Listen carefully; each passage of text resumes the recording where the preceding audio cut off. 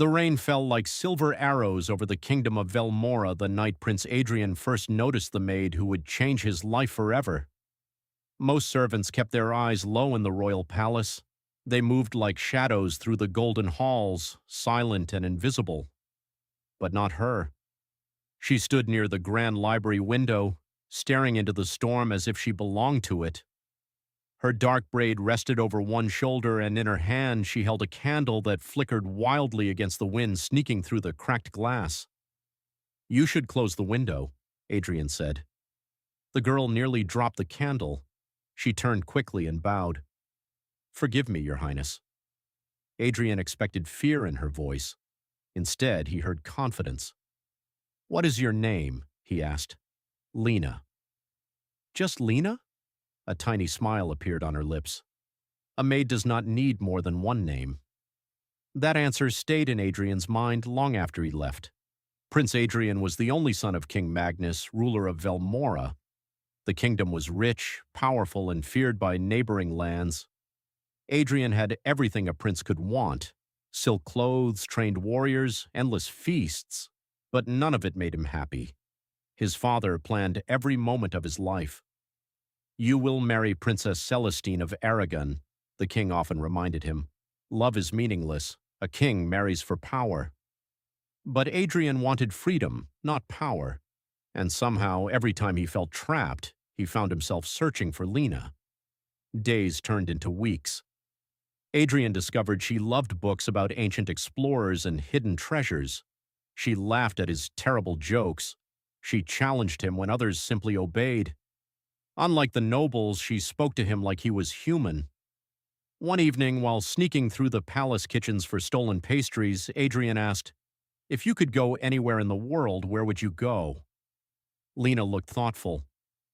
"There's a place sailors whisper about," she said softly.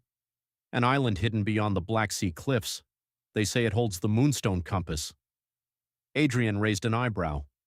"A compass?" "Not an ordinary one. Legend says it reveals what a person truly seeks." "And you believe that?"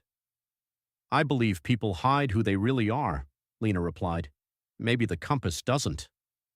Adrian stared at her, strangely moved. That night he made a reckless decision. "Let's find it." 3 days later they escaped the palace before sunrise. Adrian disguised himself as a traveler while Lena carried supplies stolen from the royal kitchens.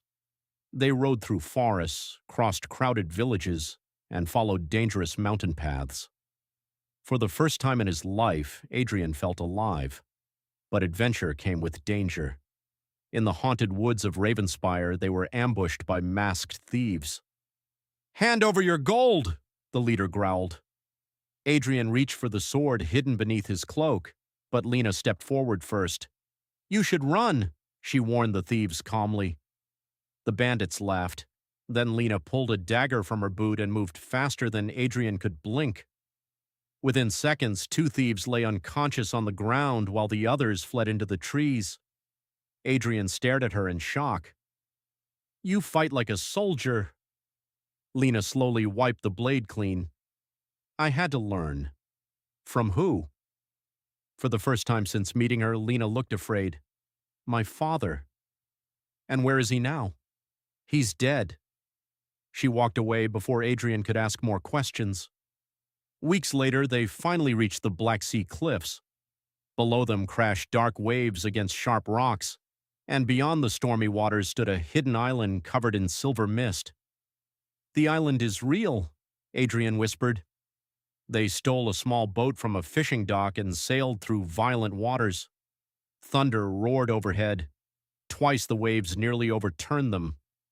When they reached shore, they discovered the ancient ruins buried beneath vines and stone. At the center stood a temple. Inside the temple, glowing blue symbols covered the walls, and upon a stone pedestal rested the Moonstone Compass.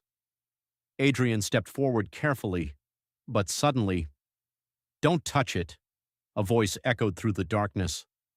A group of armed men emerged from the shadows. Their leader wore black armor marked with the symbol of a wolf. Adrian froze. He recognized the man immediately. General Darius, his father's most trusted commander.